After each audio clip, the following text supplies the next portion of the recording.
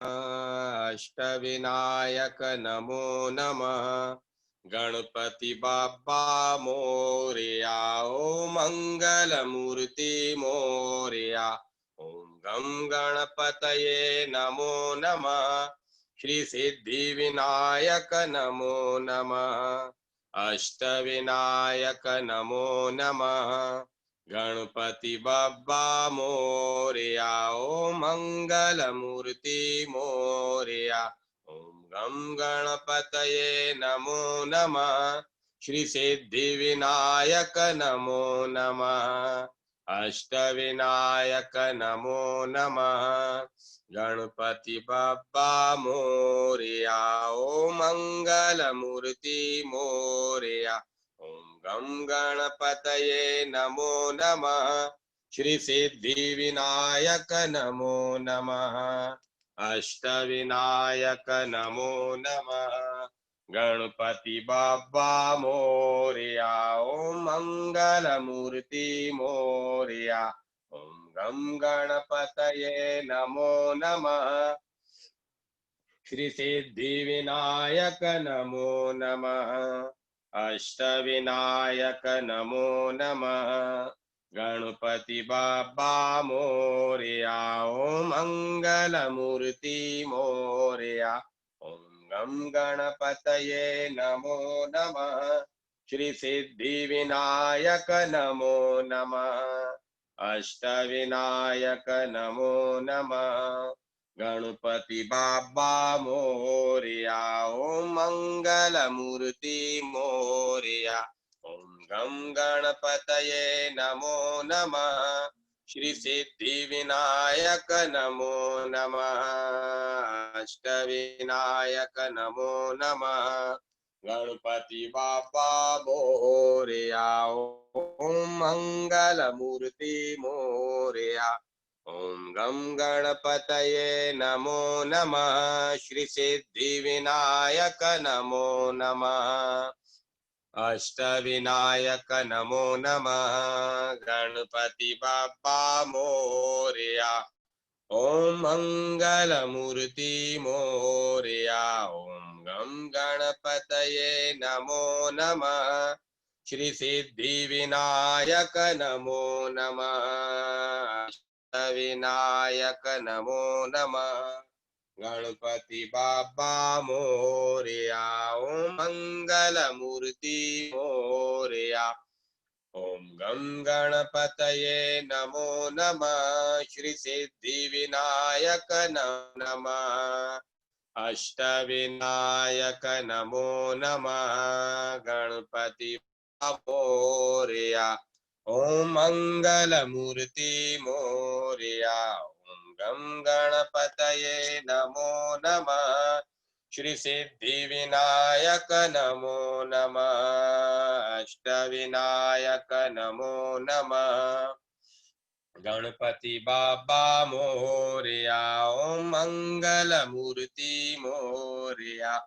ओम गम गणपतये नमो नमः।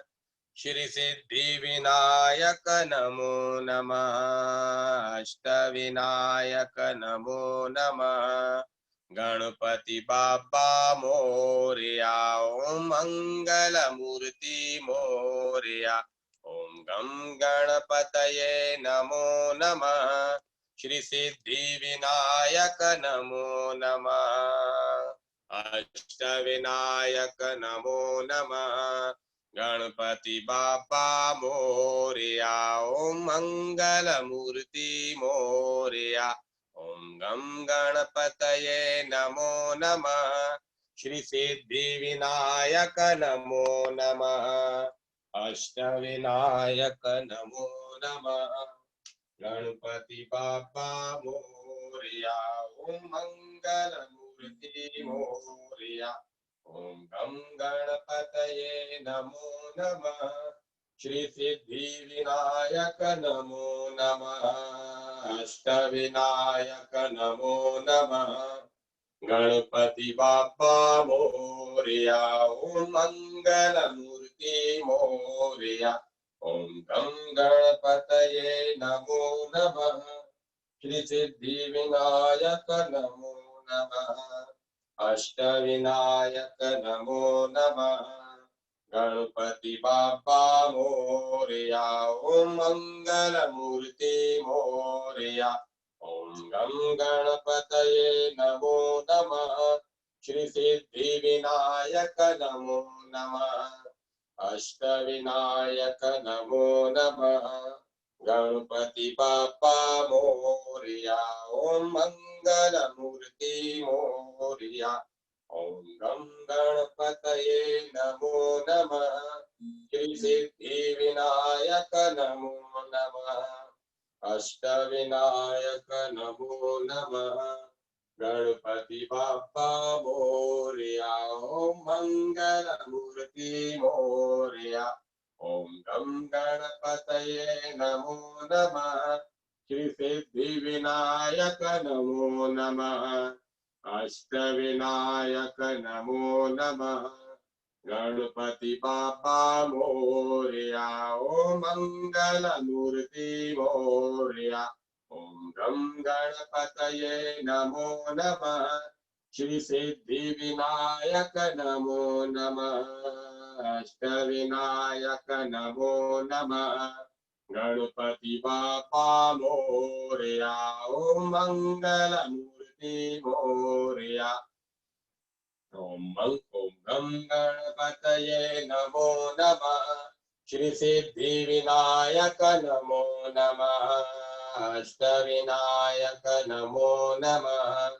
गणपति बाप्पा मोरया। ओम मंगल मूर्ति मोरया। ओम गम गणपतये नमो नमः। श्री सिद्धि विनायक नमो नमः।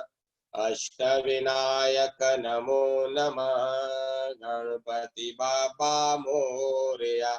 ओम मंगल मूर्ति मोरया। ओम गम गणपतये नमो नमः। श्री सिद्धि विनायक नमो नमः। अष्ट विनायक नमो नमः। गणपति बाप्पा मोरया। ओम मंगल मूर्ति मोरया। ओम गम गणपतये नमो नमः। श्री सिद्धि विनायक नमो नमः। अष्ट विनायक नमो नमः। गणपति बाप्पा मोरया। ओम मंगल मूर्ति मोरया। ओम गम गणपतये नमो नमः। श्री सिद्धि विनायक नमो नमः। अष्ट विनायक नमो नमः। गणपति बाप्पा मोरया। ओम मंगल मूर्ति मोरया। ओम गम गणपतये नमो नमः। श्री सिद्धि विनायक नमो नमः। अष्ट विनायक नमो नमः। गणपति बाप्पा मोरया। ओम मंगल मूर्ति मोरया। ओम गम गणपतये नमो नमः। श्री सिद्धि विनायक नमो नमः। अष्ट विनायक नमो नमः। गणपति बाप्पा मोरया। ओम मंगल मूर्ति मोरया। ओम गम गणपतये नमो नमः। श्री सिद्धि विनायक नमो नमः। अष्ट विनायक नमो नमः। गणपति बाप्पा मोरया। ओम मंगल मूर्ति मोरया। ओम गम गणपतये नमो नमः। श्री सिद्धि विनायक नमो नमः। अष्ट विनायक नमो नमः। गणपति बाप्पा मोरया। ओम मंगल मूर्ति मोरया। ओम गम गणपतये नमो नमः। श्री सिद्धि विनायक नमो नमः। अष्ट विनायक नमो नमः।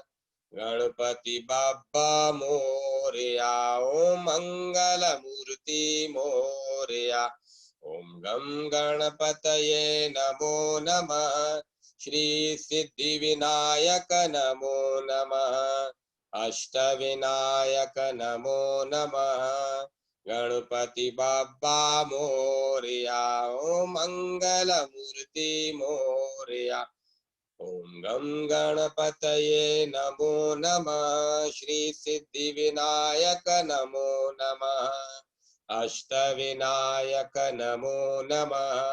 गणपति बाप्पा मोरया। ओम मंगल मूर्ति मोरया। ओम गम गणपतये नमो नमः। श्री सिद्धि विनायक नमो नमः। अष्टविनायक नमो नमः। गणपति बाप्पा मोरया। ओम मंगल मूर्ति मोरया। ओम गम गणपतये नमो नमः। श्री सिद्धि विनायक नमो नमः। अष्टविनायक नमो नमः। गणपति बाप्पा मोरया। ओम मंगल मूर्ति मोरया। ओम गम गणपतये नमो नमः। श्री सिद्धि विनायक नमो नमः। अष्टविनायक नमो नमः। गणपति बाप्पा मोरया। ओम मंगल मूर्ति मोरया। ओम गम गणपतये नमो नमः। सभी बोलिए। श्री सिद्धि विनायक नमो नमः। हरि।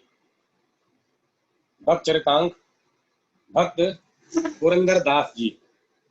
पंढरपुर के पास पुरंदरगढ़ एक नगर है। वहां वरद्वाप नायक नामक एक संपन्न ब्राह्मण रहते थे। शाह के 1404 के लगभग उन्हें एक पुत्र हुआ जिसका नाम श्रीनिवास नायक रखा गया। पिता की मृत्यु के पश्चात श्रीनिवास नायक पिता की अपार संपत्ति के स्वामी हुए। ये व्यापार में बड़े कुशल थे। विजयनगर और गोलकुंडा के राज्यों से हीरा, मोती, माणिक्य आदि बहुमूल्य रत्नों का व्यापार करके श्रीनिवास ने अपनी संपत्ति बहुत बढ़ा ली। धन सबसे बड़ा मादक है। दूसरे सब नशीले द्रव्यों की भांति धन का भी यही स्वभाव है कि वह जितना मिलता है उसकी प्यास उतनी बढ़ती जाती है। फलस्वरूप धन की वृद्धि के साथ कंजूसी भी बढ़ती जाती है और उदारता, दया, क्षमा आदि सद्गुण प्राय नष्ट होते जाते हैं। श्रीनिवास नायक जैसे जैसे धन एकत्र करते गए उनकी कृपणता बढ़ती गई। उनको एक ऐसा भी किसी को देना प्राण देने के समान कष्टदायी हो गया। मांगने वाला उन्हें अपना शत्रु ही दिखाई पड़ता था। जिस जीव के पूर्व जन्म के कर्म के किस जीव के पूर्व जन्म के कर्म कैसे हैं यह उसके वर्तमान कर्मों से बिल्कुल अनुमान नहीं किया जा सकता। भगवान की कब किस पर आहुति की कृपा होगी यह भी कोई जान नहीं सकता। श्रीनिवास नायक इस धन के विष में सड़ने के लिए पृथ्वी पर नहीं आए थे। वे इस नरक के प्राणी नहीं थे। उनको इस कृपणता के कीचड़ से निकालने के लिए स्वयं दया में प्रभु एक दरिद्र ब्राह्मण का वेश बनाकर एक दिन उनके यहाँ पहुंचे और बड़ी दीनता से प्रार्थना करने लगे। मैं अत्यंत कंगाल हूँ। मेरी पुत्री विवाह योग्य हो गई है। आप संपन्न हैं, मेरी कुछ सहायता कर दें। श्रीनिवास ने पिंड छुड़ाने के लिए कहा, आज तो मुझे तनिक भी अवकाश नहीं है।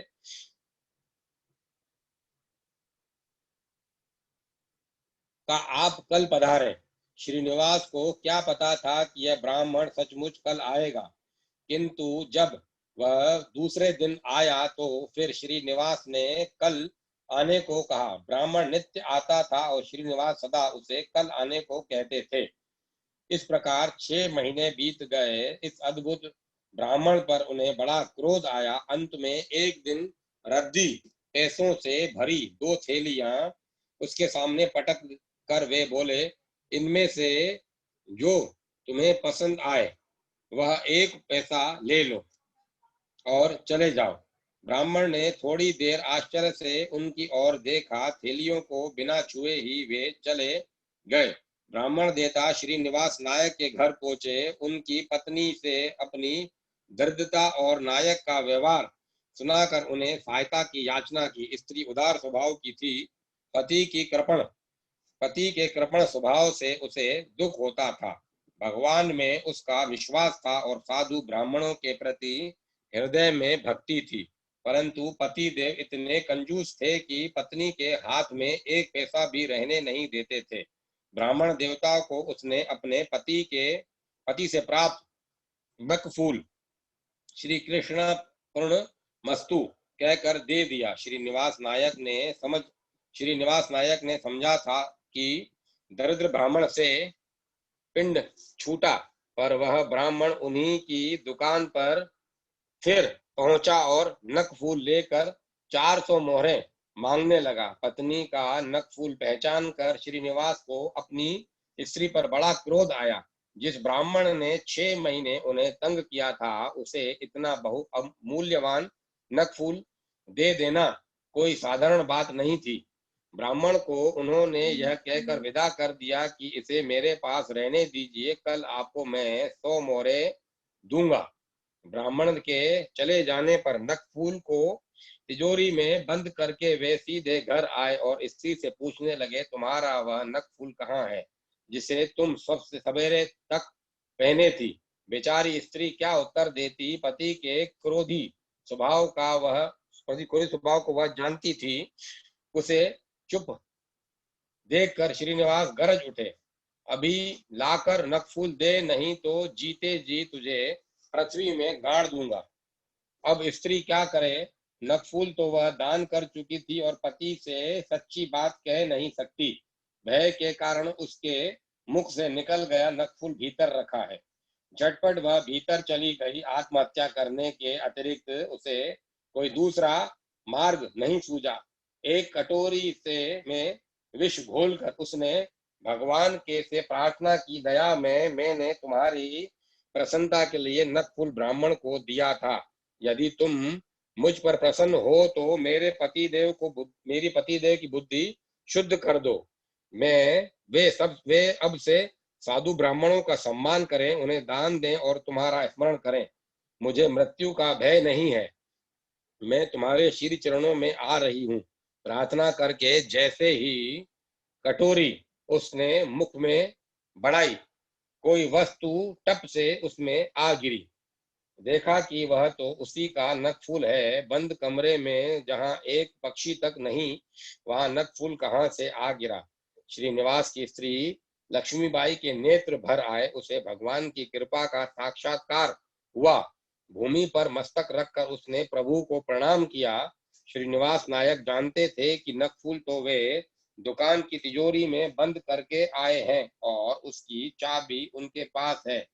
स्त्री को डांट फटकार कर अब वे सोच रहे थे कि सवेरे जब वह ब्राह्मण मोहरे लेने आएगा तब उसे क्या उत्तर देना होगा। इतने में उनकी पत्नी ने नकफूल लाकर उनके हाथ पर धर दिया। अब उनके आश्चर्य का ठिकाना नहीं रहा। नकफूल दे लेकर वे बिना कुछ कहे शीघ्रता से दुकान गए। वहीं तिजोरी ठीक बंद मिली, पर खोलने पर देखा कि नकफूल उसमें नहीं है। इस चमत्कार को देखकर सहसा श्रीनिवास के हृदय को धक्का लगा। बुद्धि कुछ और हो गई। मस्तक झुकाए हुए वे घर आए और नकफूल पत्नी को देते हुए बड़ी गंभीरता से बोले, लक्ष्मी, सच सच बताओ कि क्या बात है? मैं तो आश्चर्य में पड़ गया हूँ। तुमने जिसे नकफूल दिया था वे ब्राह्मण कौन है? तुम्हें यह फिर कैसे मिला? पति के बदले भाव और कातर स्वर को सुनकर लक्ष्मीबाई ने सारी बात सच सच सुना दी। सब बातें सुनकर श्रीनिवास नायक की आंखों से झरझर आंसू बहने लगे। वे हाथ जोड़कर प्रार्थना करने लगे, दया में आपने मुझ अधम से दरिद्र ब्राह्मण बनकर याचना की और मैं नीच आपको टालता रहा। मेरे लोभ, मेरे पाप पर कुछ ध्यान न देकर आपने मेरी पत्नी के प्राण बचाए। बड़ी देर तक वे जड़ की भांति खड़े खड़े पत्नी की ओर एक टक देखते रहे। इसके बाद उन्होंने उसी समय स्नान किया और तब स्त्री के साथ भगवान की पूजा की। पूजा के पश्चात हाथ में तुलसी दल तथा जल लेकर अपनी समस्त संपत्ति उन्होंने श्री कृष्ण अर्पण वस्तु श्री कृष्णार्पण मस्तु कहकर भगवान के चरणों पर चढ़ा दी। श्रीनिवास नायक ने सवेरे ही दीनों कंगालों ब्राह्मणों को बुलाकर अपना सारा धन लुटा दिया। अपनी स्त्री के लिए एक कौड़ी भी उन्होंने नहीं छोड़ी। पत्नी ने एक सोने की डिबिया में सिंदूर रखा था। पता लगने पर वह डिबिया भी उन्होंने फिकवा दी। सच्चे अपरिग्रही होकर वे पंढरपुर पहुंचे। यहाँ नाम कीर्तन करते हुए वे द्वार द्वार घूमते। जो कुछ मिल जाता उसी से उनके परिवार का काम चलता था। गरीबी के कारण इनको बड़े बड़े कष्ट झेलने पड़े, किंतु संग्रह करना इन्होंने सर्वथा छोड़ दिया था। 12 वर्ष तक ये पंढरपुर रहे। जब वहां यवनों का उत्पात बढ़ गया तब विजयनगर चले गए। विजयनगर नरेश श्री कृष्णदेव राज रत्नों के व्यापारी श्रीनिवास नायक से परिचित थे। अब उन्हीं श्रीनिवास को इस रूप में देखकर राजा को आश्चर्य हुआ और इनमें श्रद्धा भी हुई। राजा के गुरु थे यति श्रेष्ठ स्वामी व्यास राय जी। श्रीनिवास ने इन्हीं की शरण ली। स्वामी जी ने अपने इस सुयोग्य शिष्य को वेद पुराण स्मृति आदि का अध्ययन कराया। गुरु ने श्रीनिवास नायक का नया नाम पुरंदर विठल रखा और आगे चलकर वे ही पुरंदर दास कहलाए। पुरंदर दास जी में भी इतनी प्रगाढ़ भगवत भक्ति थी कि इनके गुरुदेव व्यास राय स्वामी ने स्वयं इनकी महिमा का गान किया। भिक्षान ही इनका आधार था। इनकी पत्नी लक्ष्मीबाई सदा सब प्रकार पति की सेवा में तत्पर रहती थी। पति देव तो जो भिक्षा लाते थे उसे स्वच्छ करके वे भगवान का भोग बनाती और अतिथि अभ्यागतों को तृप्त करके पति तथा पुत्रों को भोजन करा के जो कुछ शेष रह जाता उसी पर संतुष्ट रहती। यदि भिक्षान्न में से कुछ बच जाता तो कल के लिए वह रखा नहीं जाता था। उसे तुंगभद्रा नदी में जलचरों के लिए डाल दिया जाता था। आज भी लोग व्यांगम में दरिद्र घरों को दक्षिण में पुरंदरदास का घर कहते हैं। ऐसे कंगाली एवं अपरिग्रह का आदर्श घर था इनका। एक बार पुरंदरदास जी भिक्षा मांगने जब एक द्वार पर गए तो गुरु स्वामिनी ने द्वार बंद कर लिया। इन्होंने यह देखकर कहा, भिक्षुक को देखकर जो दरवाजा बंद कर लेते हैं वे घर के भीतर के पाप को बाहर जाने से रोक देते हैं। गुरु की कृपा से इनकी कवित्व शक्ति जागृत हुई थी। इनके पदों में लोक शिक्षा, वैराग्य, तत्व ज्ञान और भगवत भक्ति के गंभीर भाव हैं। कर्नाटक संगीत के ये उद्धारक कहे जाते हैं। इनके कीर्तन के पद दक्षिण भारत में अत्यंत प्रिय हैं। कहा जाता है कि इन्होंने 4.25 लाख श्लोक बनाए थे, पर अब इनका एक बड़ा भाग अप्राप्य है। लगभग 40 वर्ष तक पुरंदरदास जी तीर्थाटन करते रहे। 80 वर्ष की अवस्था में सन 1562 ईस्वी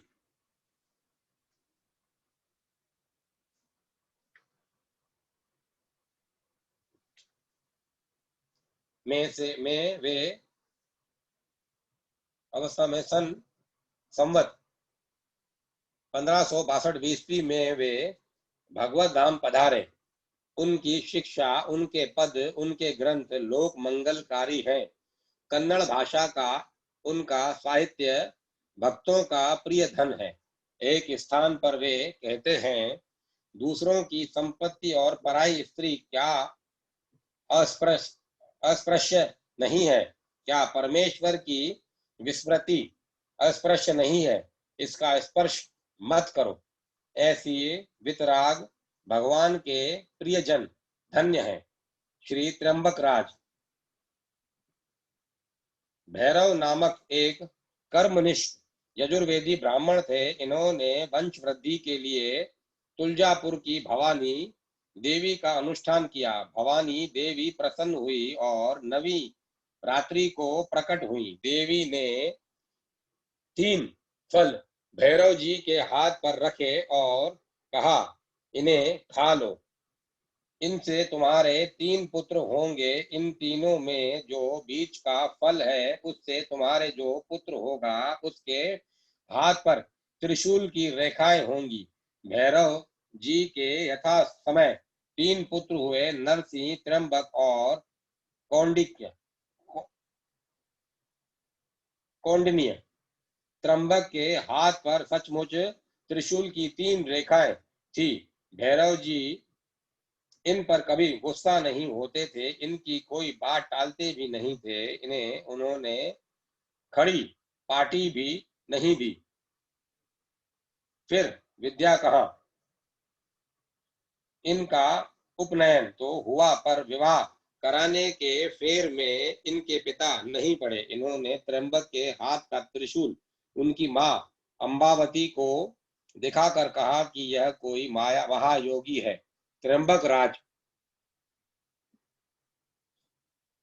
त्र्यंबक राज जब कुछ बड़े हुए, तब स्वयं उन्होंने अपनी इच्छा से ही कुछ अध्ययन किया। कुछ काल पश्चात इनके पिता की मृत्यु हो गई। त्र्यंबक राज ने अपने बड़े भाई नरसिंह से उपदेश ग्रहण किया। कमलाकर नामक किसी सत्पुरुष ने भी इन्हें प्रबोध कराया।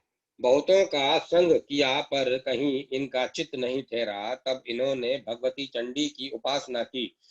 16वीं रात को एक पंचवर्षीया कुमारी प्रकट हुई। उसने कहा, सप्तशृंगी पर जाओ, वहां महामाया रहती हैं और इसीलिए श्री सिद्धेश भी वहीं विराजते हैं। त्र्यंबक सप्तशृंगी पर गए और उन ध्यान लगाकर बैठ गए।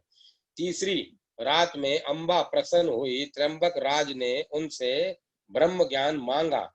करुणामयी भवानी ने अपना कर कपोल में स्पर्श किया और एक चमत्कार हुआ।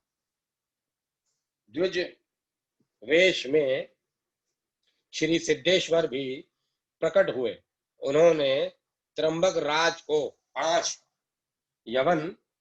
वचन बताए। उन्हीं में सारा ब्रह्म ज्ञान बता दिया। पीछे एक अद्भुत प्रकाश दिखाया, जिसके संबंध में त्र्यंबक राज अपने ग्रंथों में कहते हैं कि वह प्रकाश अभी तक मेरी दृष्टि के सामने सारी सृष्टि में है। उससे मेरे मन सहित सारी इंद्रियां सदा के लिए निर्मल सुख पात्र बन गई। मैंने अनुष्ठान किया भवानी का, पर भवानी के साथ करुणालय शूलपाणी भी प्रसन्न हुए। मेरे लिए जगत और मैं सब ब्रह्मानंद से भर गया। इसी ब्रह्मानंद का जगत को बोध कराने के लिए जगदम्बा ने मुझे आज्ञा दी। उसी आज्ञा के अनुसार त्र्यंबक राज ने श्री सिद्धेश द्वारा प्रदत्त 5 महावाक्यों के आधार पर बाल बोध नामक एक ग्रंथ लिखा है। उसमें मुख्यतः ओम की उपासना बताई गई है और उसके साथ योग मार्ग भी दर्शाया गया है। ग्रंथ संवत 1629 ईस्वी में लिखना प्रारंभ हुआ और संवत 1637 ईस्वी में समाप्त हुआ। इस ग्रंथ से सिद्धेश मत संप्रदाय नामक एक संप्रदाय ही चल निकला। भक्त रामा वल्लभ दास जी विक्रम की 17वीं शताब्दी के आरंभ में अंबाजी पंत नामक एक अगस्त्य गोत्रीय उत्पन्न ऋग्वेदी ब्राह्मण देवगढ़ दौलताबाद में रहते थे। वे वहां के मुस्लिम राज्य के वजीर अंबर खां के नायाब थे। बड़े प्रभावशाली और संपन्न पुरुष थे। संवत 1645 ईस्वी के लगभग इनके एक पुत्र हुआ, उसका नाम तुकोजी या तुकोपंत रखा गया। 7वें वर्ष तुकोजी का उपनयन हुआ, 12वें वर्ष विवाह हुआ और 18वें वर्ष पिता जो काम करते थे वह उन्हें सौंपा गया। बड़ी योग्यता और दक्षता के साथ इन्होंने अपना काम संभाला। एक बार शत्रुओं ने किले को घेर लिया था। तुकोपंत 2000 घुड़सवार और पदाति संग लेकर शत्रुओं से बड़ी शूरता के साथ लड़े और विजयी हुए। शत्रुओं का सामान लूट लिया गया। उस लूट में किसी को कीमती कपड़े मिले, किसी को बहुमूल्य रत्न मिले, किसी को हाथी और घोड़े मिले। तुकोपंत को लावारिस पड़ी हुई एक पोथी मिली। यह एक नाथी भागवत की प्रति थी।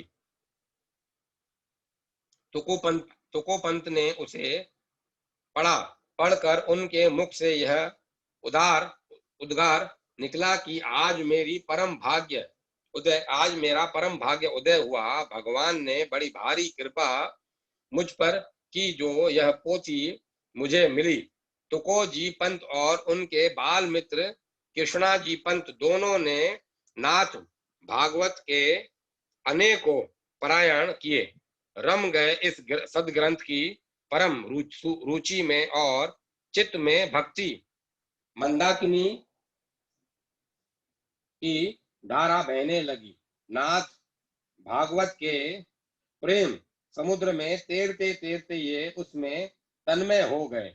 ग्रह प्रपंच और राजकाज सबसे जी उचट गया। सदगुरु की खोज होने लगी। निकल पड़े घर से बाहर, सब काम काज छोड़ छाड़ कर। पहले पंढरपुर गए, वहां भक्ति प्रेमानंद में चित्त स्थिर हुआ। फिर गोदावरी और प्रवरा नदी के संगम पर स्थित गुरु श्री लक्ष्मीधर दास से मिले। उन्होंने तुकोपंत पर अनुग्रह किया और उनका नाम राम वल्लभ दास रखा। श्री रामा वल्लभ दास रखा। श्री रमा वल्लभ दास रखा। श्री रमा वल्लभ दास को श्री गुरु ने श्री गोपाल विद्या प्रदान की। कहते हैं कि इन्होंने श्री गुरु लक्ष्मीधर से ही गीता और भागवत ग्रंथ पढ़े। एक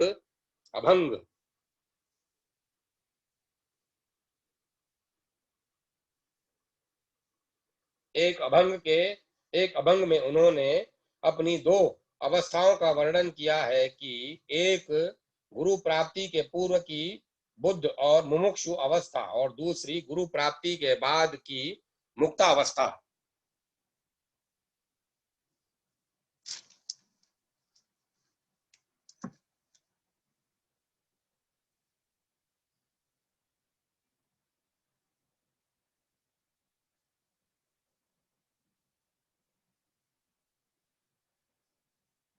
मूल में पहुंचकर देखा मेरे कोई माँ बाप नहीं, संतान ने मुझे पाला।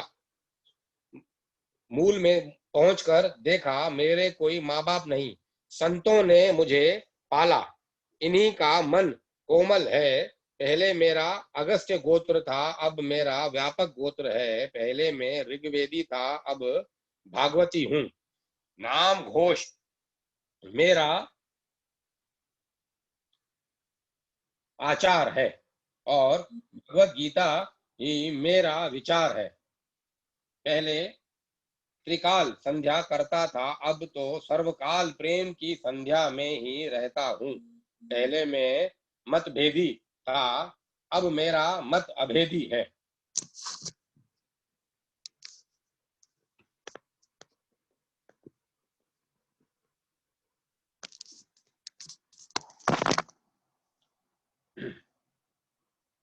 पहले लौकिक वाणी बोलता था, अब अलौकिक बोलता हूँ।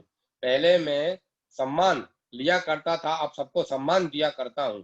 पहले चतुराई मुझे अच्छी लगती थी, अब भोलापन अच्छा लगता है। पहले मुक्ति के लिए छटपटाता था, अब भक्ति में बहा जाता हूँ। पहले हरि तारक थे, अब उन्होंने मुझे तारक बना दिया। पहले मैं परतंत्र था,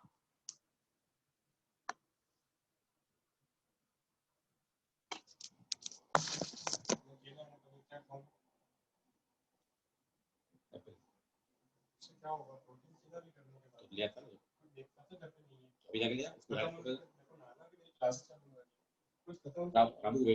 रामू लिया था। मुझे तारक बना दिया।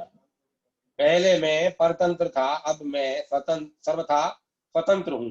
पहले रूप नाम रुचता था, अब उसका काम नहीं रह गया। पहले रूप नाम रचता था, अब उसका कुछ काम नहीं रह गया। गुरु ग्रहित होने के पश्चात रामा वल्लभ दास पंचवटी गए। वहां उन्हें गोपाल गोस्वामी मिले।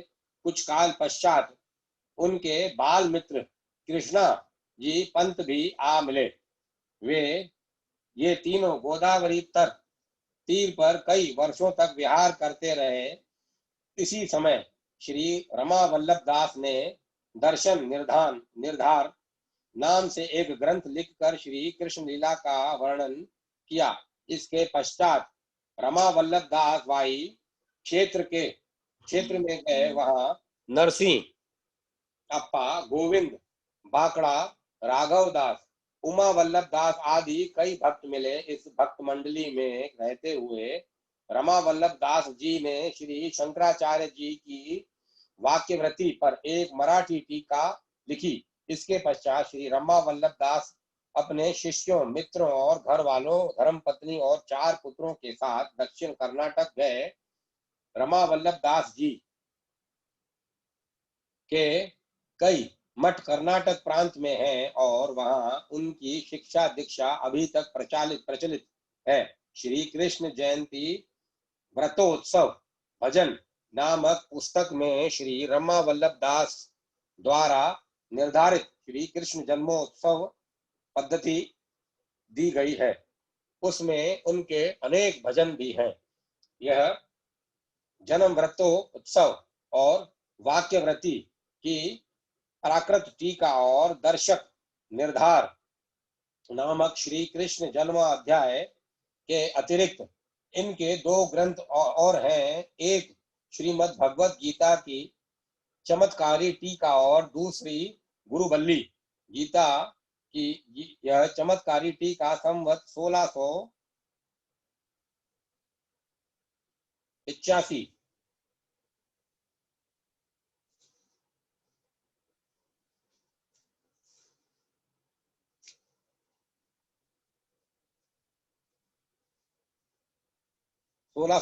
ईस्वी में लिखी गई।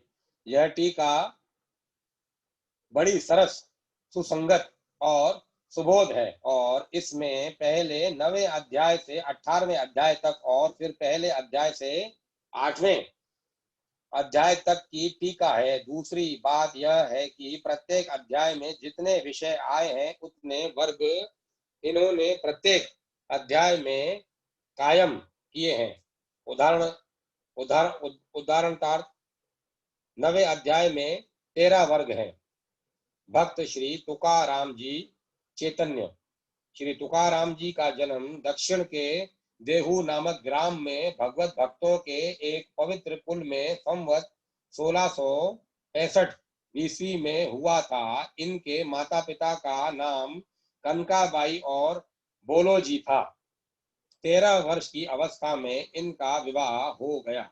वधू का नाम रखुमाई रखा गया, पर विवाह के बाद मालूम हुआ कि बहू को दमे की बीमारी है, इसीलिए माता पिता ने तुरंत ही उसका दूसरा विवाह कर दिया। दूसरी बहू का नाम पड़ा जीजाई। श्री तुकाराम जी के 2 और भाई थे। बड़े का नाम था सांव जी और छोटे का नाम था कान जी। बोलो जी जब वृद्ध हुए तब उन्होंने अपनी घर गृहस्थी और अपना कामकाज अपने बड़े पुत्र को सौंपना चाहा, पर वे विरक्त थे। अतः तुकाराम जी के ऊपर ही सारा भार आ पड़ा। उस समय उनकी अवस्था 17 वर्ष की थी। वे बड़ी दक्षता के साथ काम संभालने लगे। 4 वर्ष तक सिलसिला ठीक चला। इसके बाद तुकाराम जी पर संकट आने लगे। सबसे पहले माता पिता ने साथ छोड़ा, जिससे ये अनाथ हो गए। उसके बाद बड़े भाई सावर जी की स्त्री का देहांत हो गया। इसके कारण मानो साव जी का सारा प्रपंच पाश कट गया और वे पूर्ण विरक्त होकर तीर्थ यात्रा करने चले गए तथा उधर उधर ही अपना जीवन बीता बिता दिया। बड़े भाई का छत्र सिर पर न होने से तुकाराम जी के कष्ट और भी बढ़ गए। घर गृहस्थी के कामों से अब उनका भी मन उचटने लगा। इनकी इस उदासीन वृत्ति से लाभ उठाकर इनके जो कर्जदार थे, उन्होंने रुपए देने की कल्पना ही नहीं की और जो पावनेदार थे वे पूरा तकाजा करने लगे। पैतृक संपत्ति अस्त व्यस्त हो गई। परिवार बड़ा था, 2 स्त्रियां थी, एक बच्चा था, छोटा भाई था और बहनें थी। इतने प्राणियों को कमाकर खिलाने वाले अकेले तुकाराम थे, जिनका मन पंछी इस प्रपंच पिंजर से उड़कर भागना चाहता था। इनकी जो दुकानें थी उससे लाभ के बदले नुकसान ही होने लगा और ये और भी दूसरों के कर्जदार बन गए। दिवाला निकलने की नौबत आ गई। एक बार आत्मियों ने सहायता देकर इनकी बात रखी। एक बार ससुर ने भी इनकी सहायता की, परंतु इनके उखड़े पैर फिर नहीं जमे। पारिवारिक सौख्य भी इन्हें नहीं के बराबर था। पहली स्त्री तो इनकी बड़ी सौम्य थी, पर दूसरी रात दिन किच किच लगाए रहती थी। घर में यह दशा और बाहर पावनेदारों का तकाजा। आखिर दिवाला निकल ही गया। तुकाराम की सारी साख धूल में मिल गई। इनका दिल टूट गया। फिर भी एक बार हिम्मत करके मिर्चा खरीद कर उसे बेचने के लिए वे कोंकण गए, परंतु वहां भी लोगों ने उन्हें खूब ठगा। जो कुछ दाम वसूल हुए थे उन्हें भी एक धूर्त ने पीतल के कड़े को, जिस पर सोने का मुलामा मात्र चढ़ा था, सोना बतलाकर उसके बदले में ले लिया और वह चंपत हो गया। ये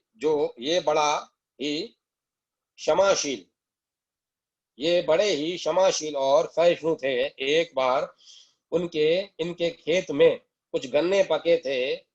ये उनका गट्ठर बांधकर ला रहे थे। रास्ते में बच्चे पीछे हो गए। उन्होंने गन्ने मांगने शुरू किए। ये प्रसन्नता से देते गए।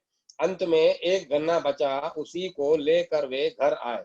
भूखी पत्नी को बड़ा क्रोध आया। उसने गन्ना छीनकर इनकी पीठ पर दे मारा। गन्ना टूट गया। ये हंस पड़े, बोले, तुम बड़ी साध्वी हो।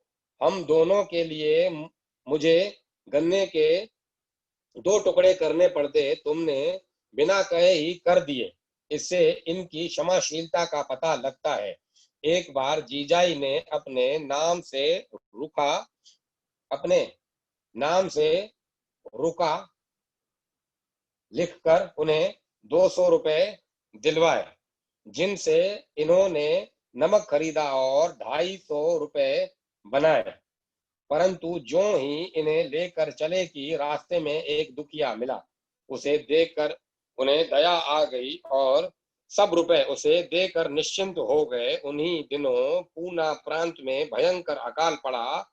अन्न पानी के बिना सहस्त्रों मनुष्यों ने तड़प तड़प कर प्राण त्याग दिए। इसके बाद तुकाराम जी की ज्येष्ठ पत्नी मर गई और स्त्री के पीछे इनका बेटा भी चल बसा। दुख और शोक की हद हो गई। दुख के इस प्रचंड दावानल से तुकाराम वैराग्य कंचन होकर ही निकल सके। अब इन्होंने योग क्षेम का सारा भार भगवान पर रखकर भगवत भजन करने का निश्चय कर लिया। घर में जो कुछ रुके रखे हुए थे उनमें से आधे तो इन्होंने अपने छोटे भाई को दे दिए और कहा, देखो बहुतों के यहाँ रकम पड़ी हुई है, इन रुकों से तुम चाहे वसूल करो या कुछ भी या जो कुछ भी करो, तुम्हारी जीविका तुम्हारे हाथ में है। इसके बाद तुकाराम जी ने बाकी आधे रुकों को अपने वैराग्य में बाधक समझा और उन्हें इंद्रायणी के दह में फेंक दिया। अब इन्हें किसी की चिंता नहीं रही। ये भगवत जनों में वे भगवत जन में कीर्तन में या कहीं एकांत ध्यान में ही प्राय रहने लगे। प्रातः काल नित्य कर्म से निवृत्त होकर वे विठ्ठल भगवान के मंदिर में जाते और वहीं पूजा पाठ तथा सेवा करते। वहां से फिर इंद्रायणी के उस पार कभी भागनाथ पर्वत पर और कभी गोंडा या भारा भारा डारा पर्वत पर चढ़कर वहीं एकांत स्थल में ज्ञानेश्वरी या एकनाथी भागवत का पारायण करते और फिर दिन भर नाम स्मरण करते रहते। संध्या होने पर गांव में लौटकर हरि कीर्तन सुनते, जिसमें लगभग आधी रात बीत जाती। इसी समय इनके घर का ही श्री विश्वंभर बाबा का बनाया हुआ श्री विठ्ठल मंदिर बहुत जीर्ण शीर्ण हो गया था। उसकी उन्होंने अपने हाथों से मरम्मत की। इस प्रकार की कठिन साधनाओं के फलस्वरूप श्री तुकाराम जी की चित्तवृत्ति अखंड नाम स्मरण में लीन होने लगी। भगवत कृपा से कीर्तन करते समय इनके मुख से अभंग वाणी निकलने लगी। बड़े बड़े विद्वान ब्राह्मण और साधु संत इनकी प्रकांड ज्ञानमयी कविताओं को इनके मुख से स्फुरित होते देखकर इनके चरणों में नत होने लगे। पुना से 9 मील दूर बाघोली नामक स्थान में एक वेदांत के प्रकांड पंडित तथा कर्मनिष्ठ ब्राह्मण रहते थे। उनको श्री तुकाराम जी की यह बात ठीक न जची। तुकाराम जैसे शूद्र जाति वाले के मुख से श्रुत्य बोधक मराठी अभंग निकले और अब्राह्मण सब वर्णों के लोग उसे संत जानकर माने और पूजे। यह बात उन्हें जरा भी पसंद न आई। उन्होंने देहू के हाकिम से तुकाराम जी को देहू छोड़कर कहीं चले जाने की आज्ञा दिलाई। इस पर तुकाराम जी पंडित रामेश्वर भट्ट के पास गए और उनसे बोले, मेरे मुख से जो ये अभंग निकलते हैं सो भगवान पांडुरंग की आज्ञा से ही निकलते हैं। आप ब्राह्मण हैं, ईश्वरवत हैं, आपकी आज्ञा है तो मैं अभंग बनाया ना छोड़ दूंगा। पर जो अभंग बन चुके हैं और लिखे रखे हैं उनका क्या करूं? भट्ट जी ने कहा, उन्हें नदी में डुबा दो। ब्राह्मण की आज्ञा शिरोधार्य कर तुकाराम जी ने देहू लौटकर ऐसा ही किया। अभंग की सारी बहियां इंद्राणी के दह में डुबा दी गई। पर विद्वान ब्राह्मणों के द्वारा तुकाराम जी के भगवत प्रेम उद्गार निषिद्ध माने जाएं, इससे तुकाराम जी के हृदय पर बड़ी चोट लगी। उन्होंने अन्न जल त्याग दिया और श्री विठ्ठल मंदिर के सामने एक शिला पर बैठ गए कि यहाँ तो भगवान ही मिलेंगे या इस जीवन का ही अंत होगा। इस प्रकार हठीले भक्त तुकाराम जी श्री पांडुरंग के साक्षात दर्शन की लालसा लगाए उस शिला पर बिना कुछ खाए पिए 13 दिन और 13 रात पड़े रहे। अंत में भगवत पराधीन भगवान का आसन हिला। तुकाराम जी के हृदय में तो वे थे ही, अब वे बाल वेश धारण करके तुकाराम जी के समक्ष प्रकट हो गए। तुकाराम जी उनके चरणों में गिर पड़े। भगवान ने उन्हें दोनों हाथ से उठाकर छाती से लगा लिया। तत्पश्चात भगवान ने तुकाराम जी को बतलाया कि मैंने तुम्हारे अभंगों की भाइयों को इंद्राणी के भय में सुरक्षित रखा था, आज उन्हें तुम्हारे भक्तों को दे आया हूँ। यह कहकर भगवान फिर तुकोराम जी के हृदय में अंतर्धान हो गए। यह सगुण साक्षात्कार के पश्चात तुकाराम जी महाराज का शरीर 15 वर्ष तक इस भूतल पर रहा और जब तक रहा तब तक उनके मुख से सतत अमृत वाग्धारा की वर्षा होती रही। इनके स्वानुभव सिद्ध उपदेशों को सुन सुनकर लोग कृतार्थ हो जाते थे। अब सब प्रकार के लोग इनके पास आते थे और सभी को ये अधिकारानुसार उपदेश देते तथा सावधान बतलाते थे। जिस समय इंद्राणी में अभंगों की बहियां डुबा दी गई थी, उसके कई दिनों बाद वे ही पंडित रामेश्वर भट्ट पुणे में श्री नागनाथ जी का दर्शन करने जा रहे थे। रास्ते में वे अनपढ़ शाह ओलिया की बावली में नहाने के लिए उतरे। नहाकर जो ऊपर आए तो एकाएक उनके सारे शरीर में भयानक जलन पैदा हो गई। वे रोने पीटने और चिल्लाने लगे। शिष्यों ने बहुत उपचार किया पर कोई लाभ नहीं हुआ। अंत में जब ज्ञानेश्वर महाराज ने स्वप्न में उन्हें तुकाराम जी की शरण जाने के लिए कहा, तब वे दौड़कर श्री तुकाराम जी की शरण आए। इस प्रकार रामेश्वर भट्ट जैसे प्रकांड पंडित, कर्मनिष्ठ और तेजस्वी ब्राह्मण भी तुकाराम जी को महात्मा मानकर उनका शिष्य होने में अपना कल्याण और गौरव मानने लगे। फिर भी श्री तुकाराम जी पंडित रामेश्वर भट्ट को देवता जानकर प्रणाम करते रहे और उन्हें प्रणाम करने से रोकते थे।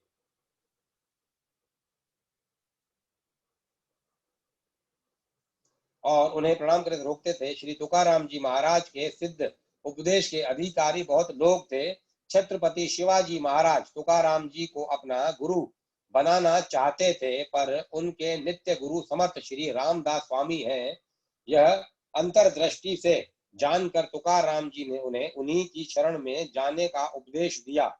फिर भी शिवाजी महाराज इनकी हरि कथाएं बराबर सुना करते थे। श्री तुकाराम जी महाराज के जीवन में लोगों ने अनेकों चमत्कार भी देखे। स्थाना भाव के कारण उनके चमत्कारों का उल्लेख यहाँ नहीं किया जाता। संवत 1706 चैत्र कृष्ण 2 के दिन प्रातः काल श्री तुकाराम जी महाराज इस लोक से विदा हो गए। उनका मृत शरीर किसी ने नहीं देखा, वह मृत हुआ भी नहीं। भगवान स्वयं उन्हें सदैव विमान में बिठाकर अपने वेंकुट धाम में ले गए।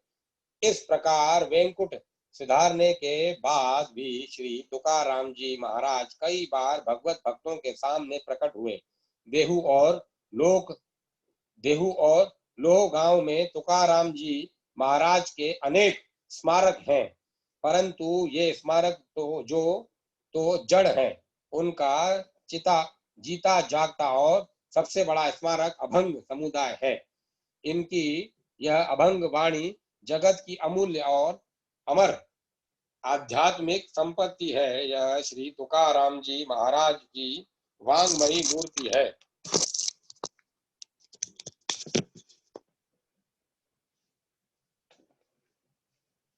गुरु समर्थ गुरु रामदास स्वामी।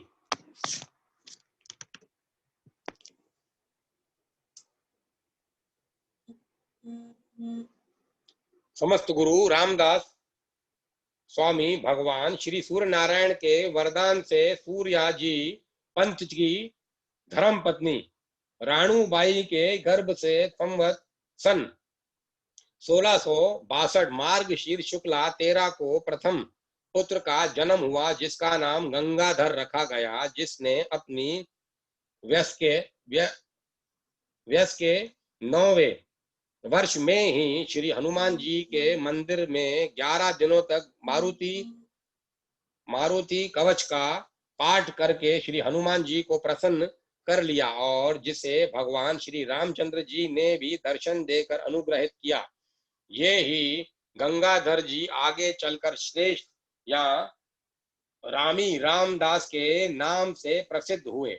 इनके जन्म के 3 वर्ष बाद वर्तमान दक्षिण हैदराबाद के अंतर्गत औरंगाबाद जिले में जाम्ब ग्राम में संवत 1665 को की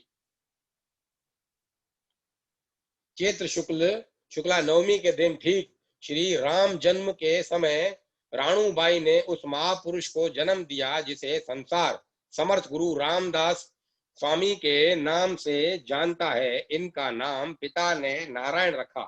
नारायण जब 5 वर्ष के थे तब उनका उपनयन संस्कार हुआ। बचपन में ये बड़े उद्यमी थे।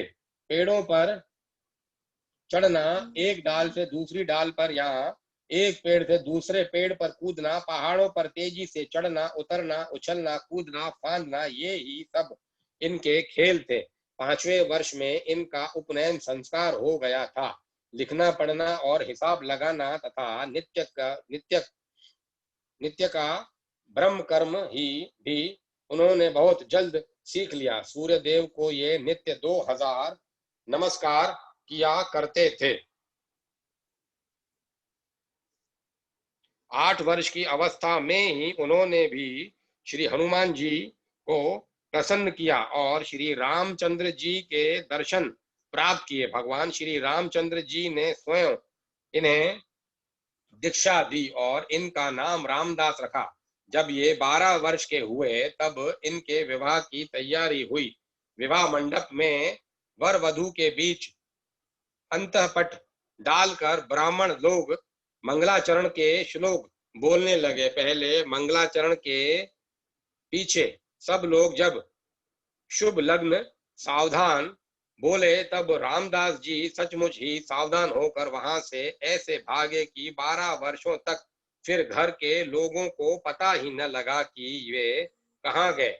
वहां से 3 कोस पर गोदावरी नदी है, उसे तैर कर रामदास जी ने पार किया और किनारे किनारे पैदल चलकर वे नासिक पंचवटी पहुंचे। पंचवटी में उन्हें भगवान श्री रामचंद्र जी के फिर दर्शन हुए।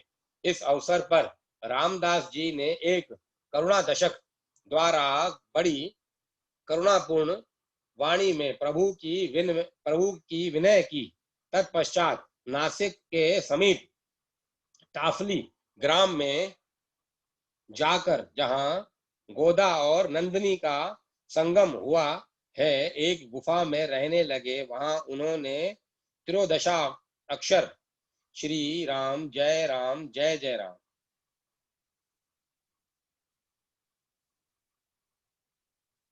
श्री राम जय जय राम मंत्र का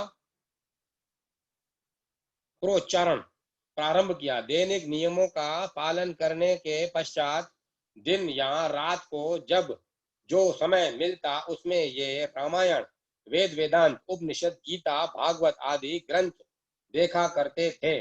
इस प्रकार वहां तप करते हुए उन्हें 3 वर्ष हो गए। एक दिन रामदास जी संगम पर ब्रह्म यज्ञ कर रहे थे और उधर से एक विधवा स्त्री ने आकर उन्हें प्रणाम किया। इस पर अष्टपुत्रा सौभाग्यवती भव ऐसा आशीर्वाद श्री रामदास जी के मुख से निकल गया, जिसे सुनकर स्त्री ने पूछा, इस जन्म में या दूसरे जन्म में?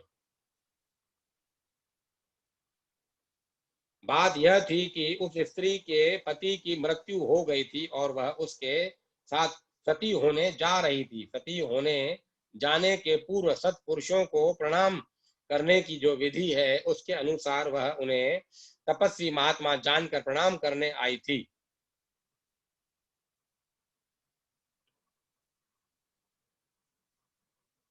रामदास जी ने कहा, अच्छा, शव को यहाँ ले आओ। लाश के सामने आते ही रामदास जी ने श्री राम नाम लेकर उस पर तीर्थों तक छिड़का। तुरंत वह मृत शरीर राम राम उच्चारण करता हुआ जीवित हो उठा। इस प्रकार जो पुनर्जीवित हुए उनका नाम गिरिधर पंत था और उनकी वह सती स्त्री अन्नपूर्णा बाई थी। अन्नपूर्णा से फिर रामदास जी ने कहा, मैंने तुझे पहले 8 पुत्रों का आशीर्वाद दिया था, अब श्री राम कृपा से 2 और देता हूं। इस आशीर्वाद के अनुसार उस ब्राह्मण दंपति को 10 पुत्र हुए और उन्होंने प्रथम पुत्र श्री रामदास जी के चरणों में अर्पण किया। वही समर्पित पुत्र उद्धव गोसावी के नाम से प्रख्यात हुआ। अस्तु उस स्थान पर संवत 1699 में जब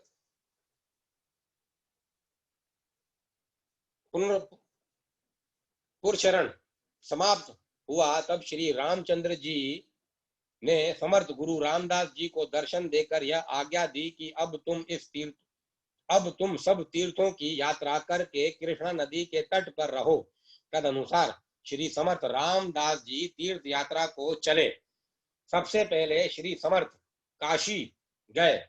वहां से अयोध्या जाकर श्री राम मंदिर में उन्होंने अपने परम आराध्य के दर्शन किए। तत्पश्चात गोकुल, वृंदावन, मथुरा, द्वारका होकर श्रीनगर, बद्री नारायण और केदारेश्वर गए। वहां से पर्वत शिखर पर ध्यान लगाए बैठे हुए श्री श्वेत मारुति के दर्शन करने गए, जहां 4 महीने ठहरे और श्री श्वेत मारुति ने इन्हें प्रसाद स्वरूप तोप, मेखला, वलकल, भगवे वस्त्र, जयमाल, पादुका और कुबड़ी दी।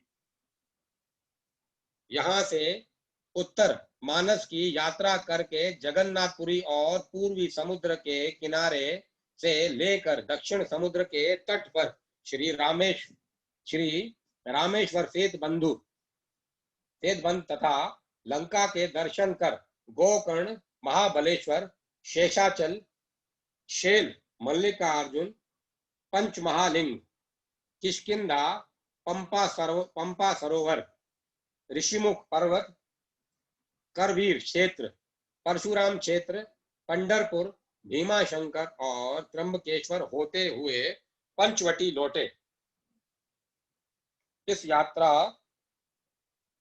इस प्रकार जब तीर्थ यात्रा समाप्त हो गई, तब समर्थ गोदावरी की परिक्रमा करने निकले।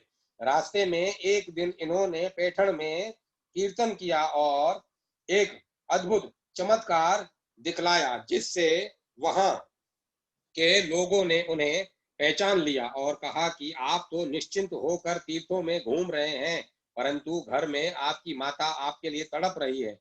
आपके विरह में रो रो कर उन्होंने नेत्रों की ज्योति खो दी है। यह सुनकर रामदास जी महाराज तुरंत ही माता के दर्शनार्थ जाम्ब गांव गए। द्वार पर वे से आवाज दी, जय जय रघुवीर समर्थ, जय जय रघुवीर समर्थ। श्रेष्ठ जी की धर्म पत्नी यह सुनकर भिक्षा लेकर आई, पर समर्थ ने कहा, यह भिक्षा मांगने वाला कोई वैरागी नहीं। तब तक माता ने आवाज सुनी और पूछा, कौन, मेरा बेटा नारायण? समर्थ ने कहा, हाँ माता जी, मैं ही हूँ। और यह कहकर उन्होंने माता के समीप पहुंचकर उनके चरणों में मस्तक रख दिया। 24 वर्ष के दीर्घ काल के बाद माता और पुत्र का मिलन हुआ।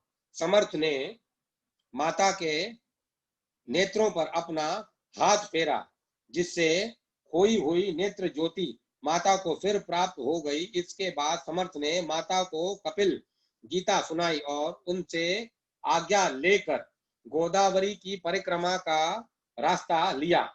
सप्त गोदावरी संगम की सव्य परिक्रमा करके सीधे त्र्यंबकेश्वर और त्र्यंबकेश्वर से पंचवटी पहुंचकर श्री रामचंद्र जी का दर्शन करने के पश्चात समर्थ टाफली में आए, जहां वे उद्धव जी से मिले।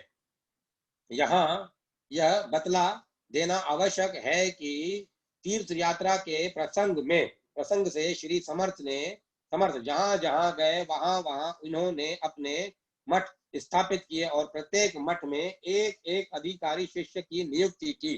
इस तरह 12 वर्ष तपस्या और 12 वर्ष तीर्थ यात्रा करके श्री समर्थ संवत 1701 में के वैशाख मास में श्री रामचंद्र जी के आज्ञा अनुसार कृष्णा नदी के तट पर आए। वहां माहुली क्षेत्र में श्री समर्थ जब रहने लगे तब बड़े बड़े संत लोग इनसे मिलने के लिए आने लगे। बड़गांव के जयराम स्वामी, निबड़ी के रंगनाथ स्वामी, ब्रह्मनाल के आनंद मूर्ति स्वामी, भागा नगर के केशव स्वामी और स्वयं श्री समर्थ, ये पांचों मिलकर दास पंचायतन कहलाते थे। यही श्री तुकाराम जी महाराज और चिंचवड़ के देव श्री समर्थ से मिलने आए। कुछ काल बाद श्री समर्थ माहुली से कृष्णा और कोपना के प्रीति संगम के करहाड़ स्थान में आए और वहां से 5 मील पर शाहपुर के समीप पर्वत की एक गुफा में रहने लगे। शाहपुर में श्री समर्थ ने प्रताप मारुति मंदिर की स्थापना की और तत्पश्चात वहां से चलकर चाफल खोरे आए, जहां के सूबेदार ने उनसे दीक्षा ली। वहां से घूमते घामते श्री समर्थ करहाड़ पहुंचे और फिर वहां से मिर्ज होते हुए कोल्हापुर गए। कोल्हापुर के सूबेदार पाराजी पंत भरवे ने इनसे दीक्षा ली और इनकी बहन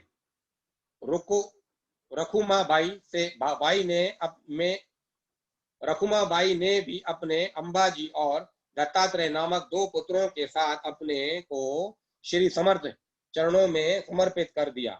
संवत 1702 में श्री समर्थ राम नवमी का उत्सव करने लगे। सबसे पहला उत्सव मसूर में बड़े धूमधाम से के साथ संपन्न हुआ। उसके बाद प्रतिवर्ष अन्य स्थानों में क्रमशः श्री समर्थ संप्रदाय अनुसार नव चैतन्य के साथ श्री राम जयंतोत्सव मनाया जाने लगा। इन्हीं दिनों महाराष्ट्र में श्री शिवाजी महाराज हिंदू धर्म राज्य की स्थापना करने के उद्योग में लगे हुए थे। श्री समर्थ रामदास स्वामी की सत्कीर्ति सुनकर श्री शिवाजी का मन उनकी ओर आकर्षित हो गया और उन्होंने उनको गुरु रूप में वर्ण कर लिया।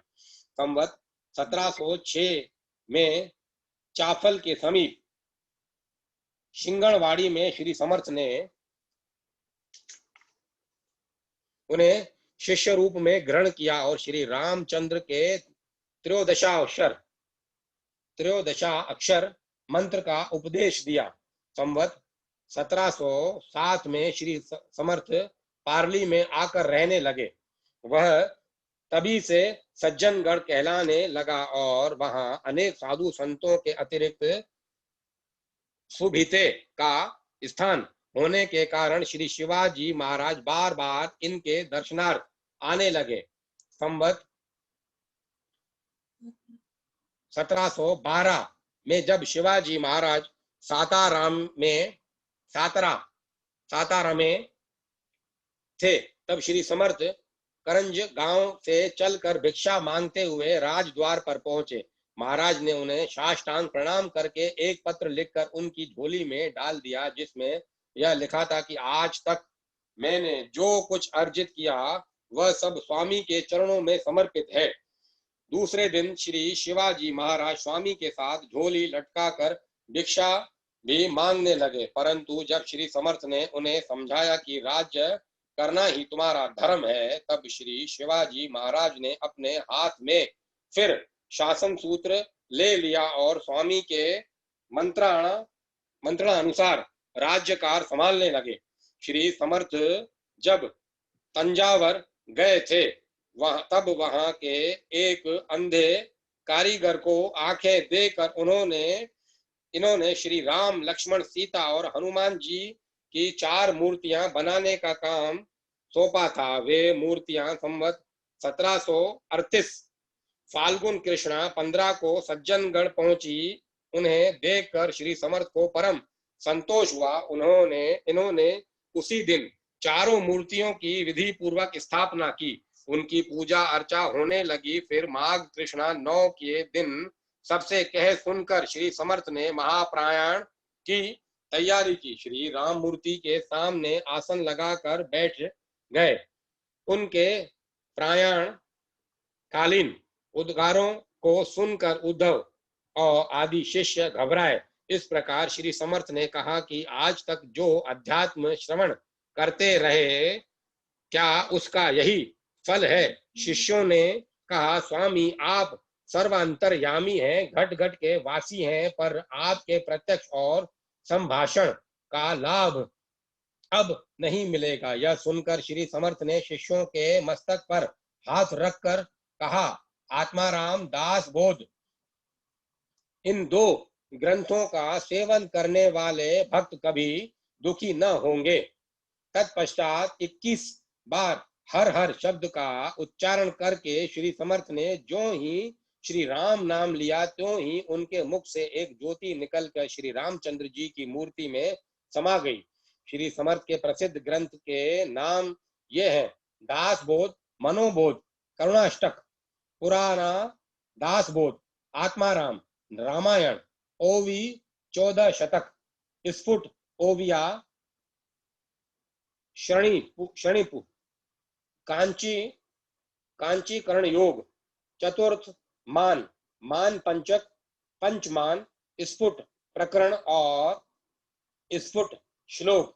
श्री समर्थ द्वारा स्थापित जो सुप्रसिद्ध 11 मारुति हैं, उनके स्थान हैं शाहपुर, मसूर, चाफल में 2 स्थान, द्रवंज, शिरसप्त, मन पांडले, वारगांव, मांजगांव, शिंगणवाड़ी और बाहे। श्री समर्थ ने लगभग 700 मठों की स्थापना की थी।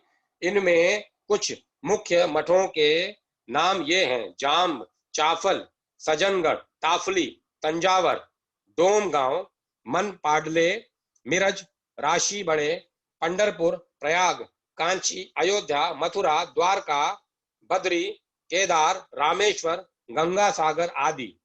भक्त उद्धव गोसावी महाराष्ट्र के सुप्रसिद्ध भक्त समर्थ रामदास स्वामी के ये पट शिष्य थे। ये महान भगवत भक्त थे। उनके पिता का नाम सदाशिव पंत और माता का नाम उमा था। सदाशिव पंत धनवान थे। युवावस्था में ही उनकी मृत्यु हो गई। उनकी धर्मपत्नी उमा ने सती होने का निश्चय किया। उमा अपने पति के शव को लेकर चिता पर आरोहण करने वाली ही थी कि उसकी दृष्टि एक गुफा की ओर पड़ी, जहां समर्थ रामदास ध्यान स्थित थे। उनकी तेज पुंज तपस्वी विभूति देखकर उमा ने उनके दर्शनार्थ समीप जाकर नमस्कार किया।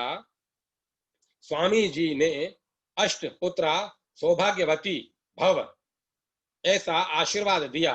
उमा ने फिर प्रणाम किया इस विचार से कि स्वामी जी ध्यानस्थ हैं, मेरी अवस्था को समझ लें, परंतु उन्होंने फिर उसी आशीर्वचन को दोहराया। तीसरी बार उमा ने प्रणाम किया तो स्वामी ने 10 पुत्री भव, 10 पुत्रों वाली हो का आशीर्वाद दिया। इस पर उमा ने कहा, स्वामी जी मैं तो अब सती होने जा रही हूं और मेरे पति का देहांत हो गया है, आपका यह आशीर्वाद कैसे सत्य होगा? और स्वामी जी के कृपा प्रसाद से उसका पति सजीव होकर उठ बैठा। उसने कहा कि मुझे कुछ लोग ले जा रहे थे, इतने में एक वानर ने आकर छुड़ाया और मैं जागृत हो गया। मुझे यहाँ क्यों लाए हो? उमा ने सारा वृतांत कहा। इस पर उसके पति ने स्वामी के दर्शन की इच्छा की। दर्शन के बाद स्वामी जी ने कहा कि तुमको जो पुत्र होंगे उनमें से प्रथम पुत्र मुझे दे देना। दंपति ने इसे स्वीकार किया और आनंद से अपने घर लौट आए। इन्हीं के प्रथम पुत्र हमारे चरित्र नायक श्री उद्धव स्वामी हैं। उद्धव स्वामी जन्म से ही वैराग्य युक्त भक्त थे, मानो स्वयं स्वामी रामदास ने ही शिष्य स्वरूप में अवतार लिया था। समर्थ रामदास इनके पिता के पास आकर इस बालक को देखकर बड़े प्रसन्न होते थे और उसे बहुत प्यार करते थे। उद्धव स्वामी भी समर्थ रामदास को ही अपना पिता मानते थे। 6 वर्ष के बाद जब उपनयन करने का निश्चय हुआ तब बालक ने कहा कि मेरा उपनयन रामदास स्वामी की उपस्थिति में होगा, अन्यथा नहीं। पर पिताजी ने नहीं माना। उपनयन की तैयारी कर ली, इतने में वहां समर्थ प्रकट हो गए और उद्धव स्वामी के मन के अनुसार उपनयन हुआ। पश्चात इस बालक को लेकर समर्थ माता पिता के घर से निकले। गांव वालों ने समझाया कि इस छोटे से बालक को आप माता पिता के से अलग क्यों ले जा रहे हैं, पर इन्होंने किसी की नहीं सुनी। फिर गांव वालों के कहने पर समर्थ ने उसी गांव के समीप टाकली ग्राम में हनुमान जी का मंदिर बनवाया और उसी स्थान पर उस बालक को रखा गया। तदंतर स्वामी जी वहां से चले गए। जाते वक्त स्वामी जी ने बालक को हनुमान जी की पूजा का विधान बतलाया और कहा कि मैं शीघ्र ही लौट कर आऊंगा। बालक ने स्वामी जी के आदेशानुसार प्रतिदिन प्रातः 4 बजे उठकर स्नान, संध्या, हनुमान जी की पूजा, जप और ध्यान धारणा करने का नियम कर लिया और अपने अनुष्ठान को अखंड रूप से चालू रखा।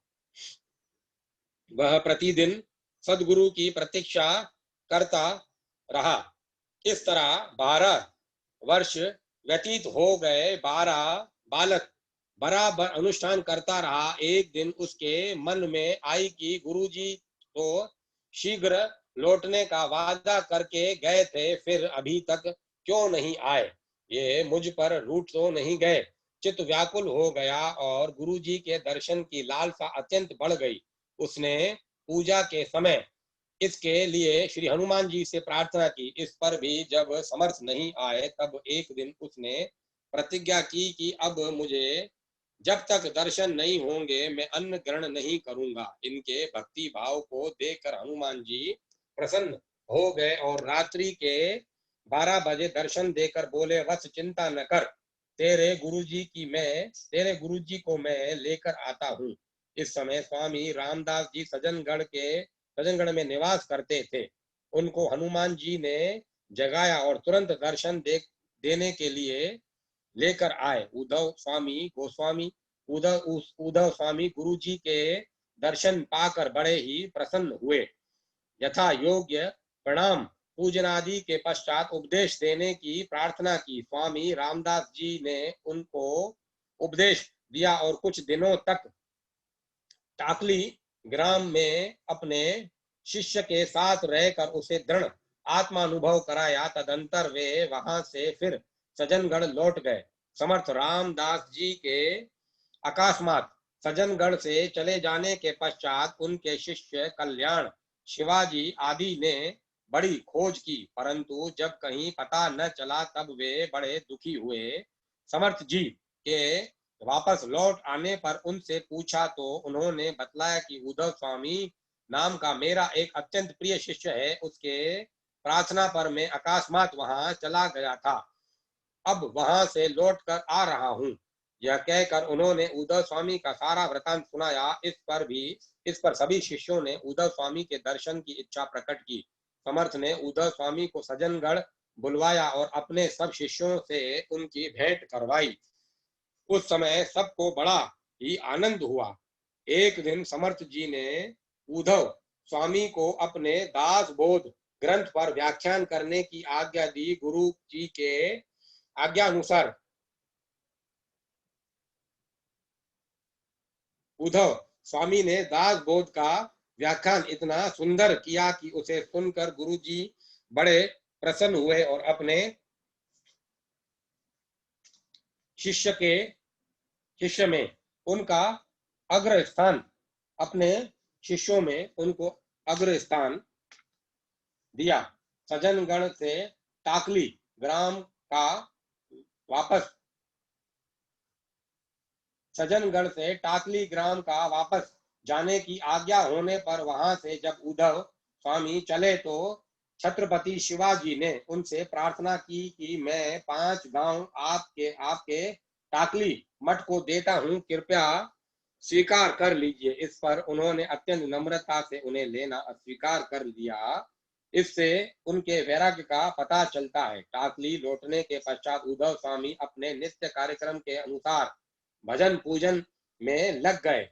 इस दिव्य व्यक्ति के दिव्य जीवन को देखकर जनता उनकी ओर आकृष्ट होने लगी और उपदेश तथा अनुग्रह करने के लिए प्रार्थना करने लगी। इस पर उन्होंने कहा कि मैं गुरु जी की आज्ञा के बिना ऐसा नहीं कर सकता। एक दिन समर्थ टाकली आए। उस दिन एकादशी थी। समर्थ ने आज्ञा की, कीर्तन करो। आज्ञा अनुसार कीर्तन आरंभ किया। कीर्तन इतना सुंदर और भक्ति युक्त अतः करण के अंतःकरण से किया जा रहा था कि स्वयं श्री हनुमान जी पीछे खड़े होकर वाद वाद बजाकर कीर्तन में योग दे रहे थे। सब लोग कीर्तन में इतने मग्न हो गए कि कई घंटों तक अखंड कीर्तन होता रहा और किसी को समय का ख्याल तक न रहा। इस प्रकार सुंदर कीर्तन सुनकर समर्थ बड़े प्रसन्न हुए और उन्होंने आज्ञा दी कि जनता के उत्थान के लिए उद्धव स्वामी उपदेश दिया करें और स्वयं भक्ति भाव बढ़ाने का प्रयत्न करें। गुरु जी के आदेशानुसार उद्धव स्वामी जी नित्य प्रति जनता को भक्ति भाव की ओर आकृष्ट करने का उद्योग करते रहे। वे स्वयं भजन पूजन करते और दूसरों से करवाते। जनता भी इन अधिकारी पुरुष के आदेशानुसार आचरण करने लगी। इस सिद्ध पुरुष के द्वारा महाराष्ट्र भर में भक्ति का बड़ा प्रसार हुआ। फाल्गुन शुक्ला एक के दिन भजन पूजन करते हुए अपने आपने अपने आत्मा को परमात्मा में विलीन कर लिया। अब तक उनकी पुण्यतिथि मनाई जाती है। गुरु भक्त कल्याण स्वामी श्री शिवाजी महाराज के सदगुरु श्री समर्थ रामदास स्वामी महाराज का नाम सभी जानते हैं। श्री समर्थ महाराज ने अनेकों मठों की स्थापना की और उनमें अपने शिष्यों को नियुक्त किया। इन शिष्यों ने श्री शिवाजी महाराज को राजनीतिक क्षेत्र में सहायता दी तथा मुसलमानों से आतंकित हिंदू जनता को निर्भय किया। एक समय की बात है, श्री समर्थ महाराज और उनका शिष्य परिवार कुछ दिनों के लिए एकत्रित हुआ। शिष्यों में परस्पर होड़ सी लगी थी कि सदगुरु की सबसे बढ़कर सेवा कौन करता है और सभी प्राय अपने को सर्वोपरि सेवक के रूप में परिचय देने के लिए लालायित थे। श्री सदगुरु ने से भला यह बात कैसे छिपी रह सकती थी।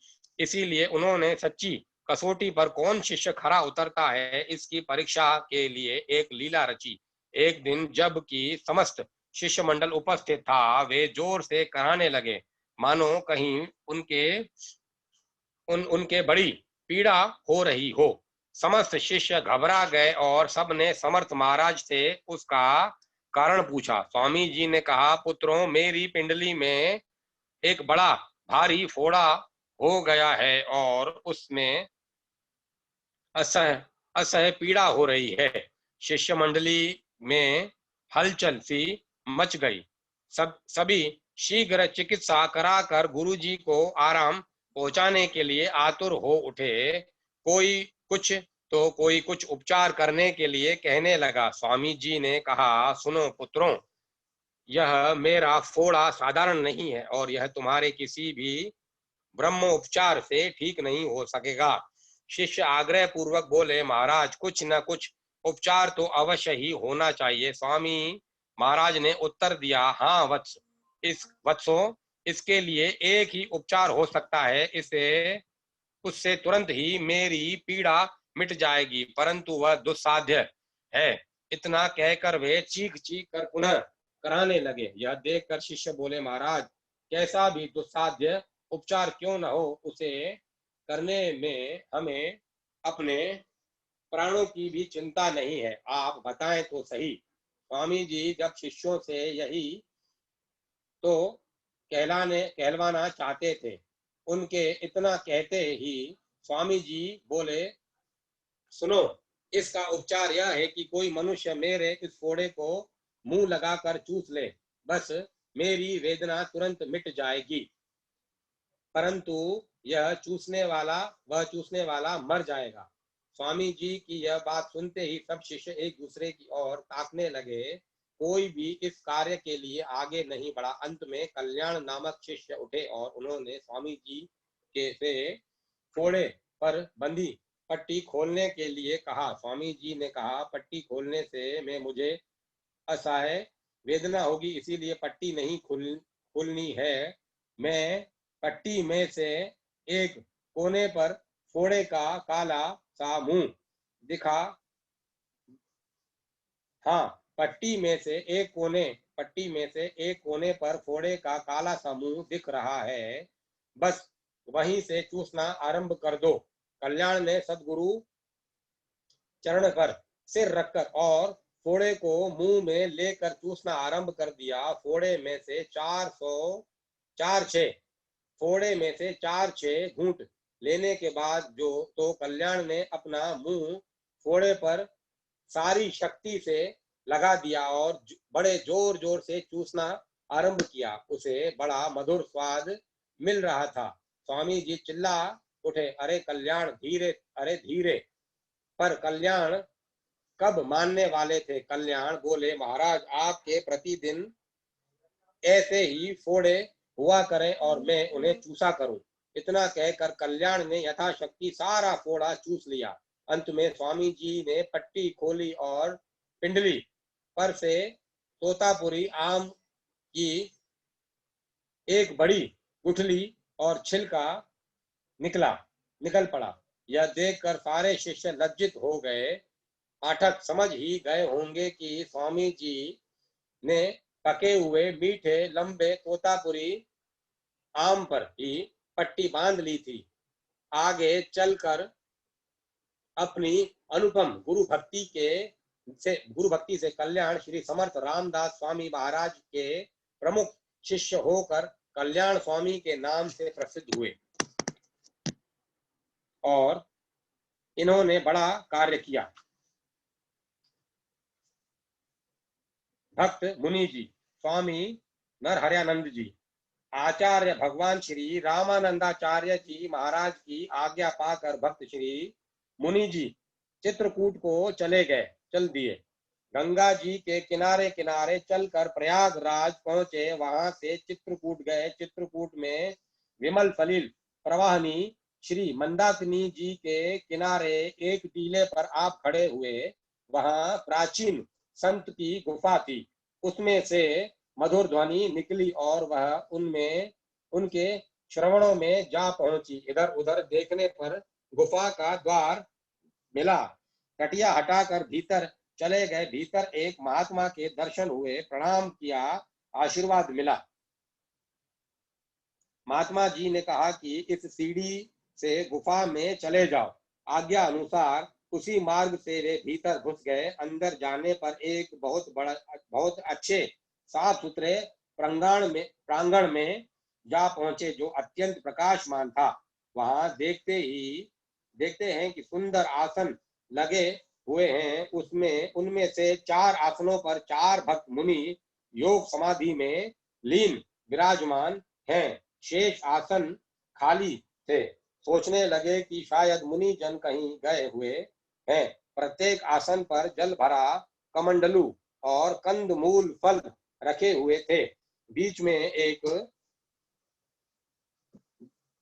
में एक बड़ा सुंदर तालाब, पुष्प वाटिका और जिसमें नाना प्रकार के फूल खिले हुए हैं, भ्रमर गूंज रहे हैं। यह देखकर आप बहुत प्रसन्न हुए। आपने सरोवर में स्नान कर पुष्प चयन किया और आपने अपने भगवान श्री विजय राघव जी की पूजा की। एक आसन पर जा बैठे, धुनी जगाई, भगवान को भोग लगाकर प्रसाद पाया। उस गुफा में जितने भक्त मुनि भजन करते वे सब एकांतिक थे। किसी से कोई मुनि बातचीत नहीं करता था। कंदमूल फल सबके आसनों पर पहुंच जाया करते पहुंचा कंद फूल फल सबके आसनों पर पहुंच जाता था।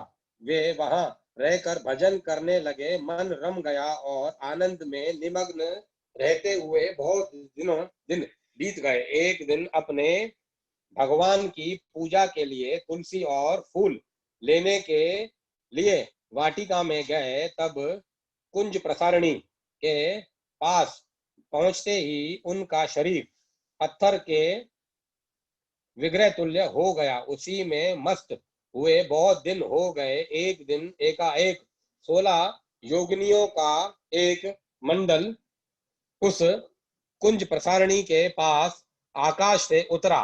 उनकी हथेली पर एक फूलों से भरा हुआ दिव्य थाल था। सबने भक्त मुनि की भव्य मूर्ति पर पुष्प चढ़ाए, नमस्कार किया और अपना अपना थाल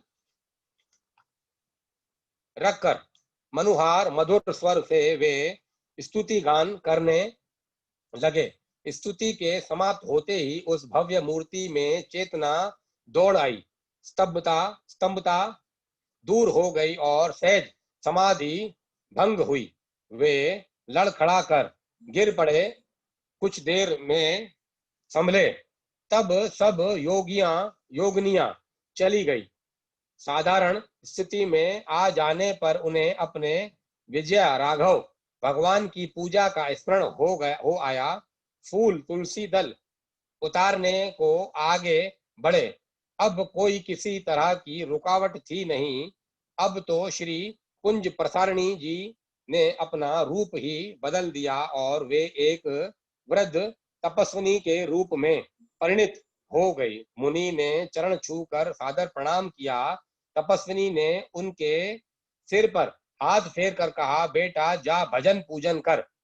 बूढ़ी माता के वचनों में वात्सल्य भरा था। उससे संतुष्ट होकर वे आगे बढ़े। तुलसी दलादि लेकर आसन पर गए। भगवान की पूजादि से निवृत्त होकर फूलों का भोग लगाया और पाया। तत्पश्चात पूर्व स्थिति पर विचार करने लगे। अहो, यह वाटिका में न जाने कितने वर्ष पाषाणवत होकर मुझे बीते। तब कहीं योगिनियों द्वारा उद्धार हुआ और यहाँ आने पर देखा कि भगवान के ऊपर जो चंदन चढ़ा गए थे वह वैसा ही गीला लगा हुआ है, सूखा तक नहीं। मालूम दे रहा है कि अभी अभी वाटिका में गए और लौट कर आए हैं। यहाँ की दृष्टि से 2 क्षण लगे हैं और वहां की दृष्टि से न जाने कितने वर्ष लग गए। महान आश्चर्य की बात है। चलकर उन बूढ़े महात्मा से पूछना चाहिए जिन्होंने मुझे यहाँ पर कृपा करके निवास दिया है। उनके पास गए और प्रणाम करके बैठ गए। महात्मा ने पूछा, कहिए इस गुफा में क्या कुछ अनुभव हुआ?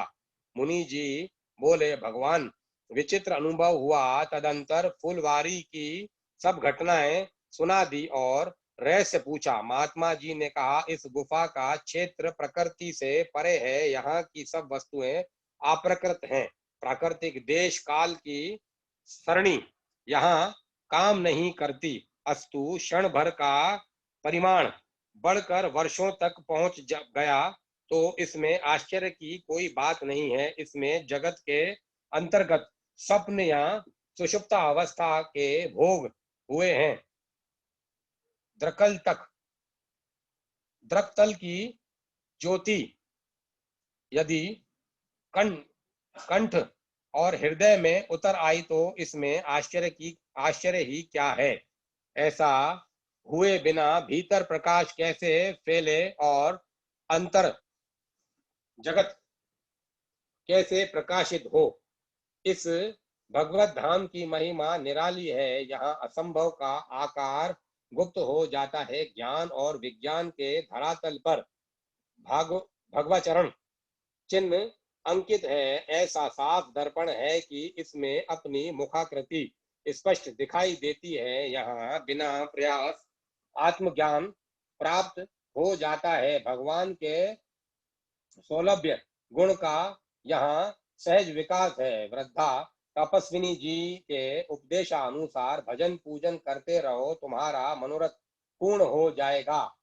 मुनि जी वहां से उठे और आसन पर आकर वाटिका में तुलसी उतारने के लिए गए। देखते हैं कि फुलवारी में आज एक भी तुलसी का बिरवा नहीं है। खूब ढूंढा, एक भी नहीं। बड़े आश्चर्य में पड़ गए और विचार करने लगे। चारों ओर दृष्टि घुमाकर देखने लगे तो दूर पर एक तुलसी वनिका दिखाई दी। उसने मुनिराज के चित्त को खींच लिया, परंतु वहां जाने का मार्ग पथरीला, विकट और संकीर्ण था। भगवान का नाम लेकर चल पड़े। सुंदर पावन नाम की ध्वनि सुनकर माता दिव्य भूमि को दया आ गई। उसने सुमन में मार्ग कर दिया। मुनि जी आनंद पूर्वक तुलसी वनिका में पहुंच गए। वहां एक कन्या मिली। उसने तुलसी दल उतारने से मना किया। बड़ा हुआ हाथ एकदम रुक गया। मुनि ने पूछा, वत्से, इस वनिका का स्वामी कौन है? इस वनिका का स्वामी कौन है? तू क्यों भगवत सेवा के लिए श्री तुलसी दल उतारने से रोकती है? अच्छा, एक ही दल ले लेने दे। कन्या ने हंसकर कहा, बाबा जी, यह तुलसी वनिका माता अनसुईया जी की है। उनकी आज्ञा ऐसी ही है। देखिए, वहां यहाँ के पक्षी और मृग भी इसमें प्रवेश करने का साहस नहीं करते। माता की आज्ञा सबको मान्य होनी चाहिए। मुनि जी ने कहा, मुझे माता जी के पास ले चलो, मैं स्वयं उन्हीं से एक तुलसी दल मांग लूंगा। विश्वास है कि वे एक पत्ता तुलसी दल देना स्वीकार कर लेंगी। कन्या उन्हें भूगर्भ के मार्ग से ले गई। वहां एक मठ दिव्य मंदाकिनी के तट पर था। उसे देखकर कहा कि आप माता के स्थान पर पहुंच गए, मैं जाती हूँ। दर्शन होने पर प्रार्थना कर लीजिएगा, तब मैं एक दल तुलसी दे दूंगी। यह कहकर वह गुप्त हो गई। मुनि जी माता जी के दर्शन की इच्छा करते हुए इधर उधर विचरने लगे। इतने में दो तेंदुए सामने अकड़ अकड़ अकड़ते हुए बड़ी तेजी के साथ आते हुए दिखाई दिए। इन मुनि की और उनकी दृष्टि थी। धीरे धीरे वे पास की घनी झाड़ियों में चले गए। डर लगा हुआ था कि कहीं छिपकर आक्रमण न करें, किंतु ऐसा नहीं हुआ। थोड़ी देर में एक जोड़ा मोर का मठ पर दिखाई दिया। वह थोड़ी देर रहकर चला गया। कुछ समय बाद दो परेवा पंख जोड़े आकाश मार्ग से उड़ते हुए उतरे और मुनि के कंधे पर बैठ गए। उनका ऐसा करना मुनि को अच्छा नहीं लगा। उन्होंने दोनों को पकड़कर पृथ्वी पर छोड़ दिया। वे स्वाभाविक की ध्वनि करने लगे। उसे सुनकर मुनि ने उन्हें अपने हथेली पर बैठा लिया। वे सिर पर चढ़ गए और सुर से उड़ गए। मुनि राज सोचने लगे, दो चीते, दो मोर और दो कपोत क्यों आए? कम या अधिक नहीं। संध्या हो गई। थकावट सी मालूम देने लगी। चंद्रमा की चांदनी फैल गई। मंद मंद पवन चलने लगा। नींद आ गई। स्वप्न में भगवान अत्रि और माता अनसुईया जी के दर्शन हुए। माता जी ने कहा, वत्स, हमारे दर्शनार्थ तुम विकल थे, अतएव तेंदुआ, मोर और कपट के रूप में हमने तुम्हें दर्शन दिया, पर तुम लख न सके। कली काल में सहसा प्रत्यक्ष दर्शन का नियम नहीं है। किसी न किसी व्याज से प्रथम दर्शन होते हैं। अच्छा, अब तुम मल्लिका कुंज में जाकर रहो। कन्या से कह देना कि माता ने तुलसी वन का स्वामी बना दिया है। श्री तुलसी वनिका वह स्थान है जहाँ महर्षि जी के पास भगवान राम लक्ष्मण दोनों भाई बैठे थे। श्री विदेही जी मल्लिका कुंज में ही मुझसे मिलने आई थी। स्वप्न में माता जी की झांकी बंद हुई और आंख खुल गई। प्रातः काल उठकर विदा होने के लिए महात्मा जी के पास आए और स्वप्न का सब वृतांत कह सुनाया। महात्मा जी ने वहां जाने की आज्ञा दे दी। मुनिराज ने मल्लिका कुंज में जाकर निवास किया। दूसरे दिन जब आप नित्य कृत्य से निवृत्त हुए और भगवत चिंतन में मग्न होने वाले ही थे कि एक सुंदर भील कुमार कंधे पर धनुष लटकाए और कंदमूल फल लिए हुए आया। टोकरी सामने रख कर बोला, बड़े परिश्रम से ये मूल फलादि लाया हूँ, इनको अपने भगवान विजय राघव को भोग लगा कर पाइए। भोग लगाकर कंदमूल और फल तीनों में से भगवत प्रसाद दिया। उसने बड़े चाव से प्रसाद पाया। तब मुनि जी ने भी प्रेम पूर्वक प्रसाद पाया। भील कुमार ने पूछा, इन तीनों में से जो आपको प्रिय लगे हो बतलाइए, वे ही प्रतिदिन ले आया करूंगा। मुनि जी ने कहा, तीनों मधुर, स्वादिष्ट और तृप्तिकर हैं। मैं तीनों को समान रूप से चाहता हूँ, मुझे तीनों दे जाया कीजिए।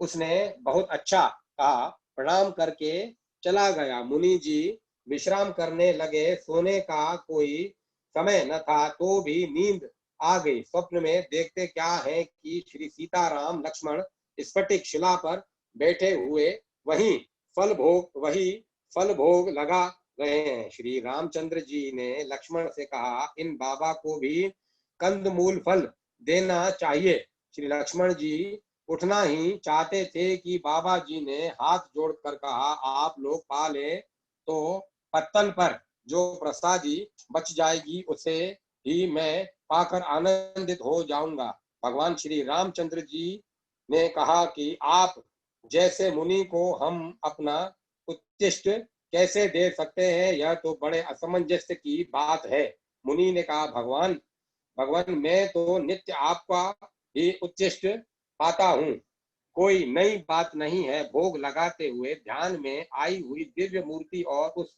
प्रत्यक्ष दर्शन में तो जरा सा भी अंतर नहीं दिखाई देता। श्री विदेह जी ने कहा, बाबा भक्त मुनि हैं, इनको प्रसाद देना चाहिए। श्री सुमित्रा नंदन जी ने कहा, मनसा वाचा कर्मणा जिसे दूसरी गति नहीं है उसे अवश्य प्रसाद के लिए सत्पात्र समझना चाहिए। श्री कौशल्यानंदन जी ने कहा, जब सबकी ऐसी ही अनुकंपा है, सम्मति है तो प्रसाद दे दो। श्री लक्ष्मण जी ने शीघ्र तीनों पत्तल उठाकर मुनि को दे दी। बाबा निहाल हो गए, बड़े प्रेम से पाने लगे। करुणा से हृदय भर गया। नेत्रों से प्रेम रूपी आंसुओं की धारा बह निकली। उसी से हाथ मुंह धो लिया।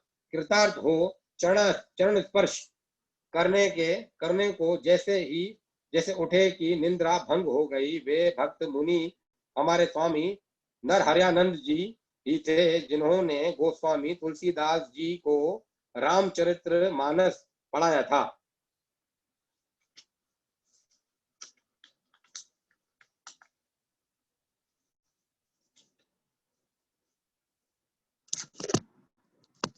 अब मैं कथा को ही विराम देता हूँ, कल आगे से पढ़ेंगे। भक्त शिरोमणि गोस्वामी तुलसीदास।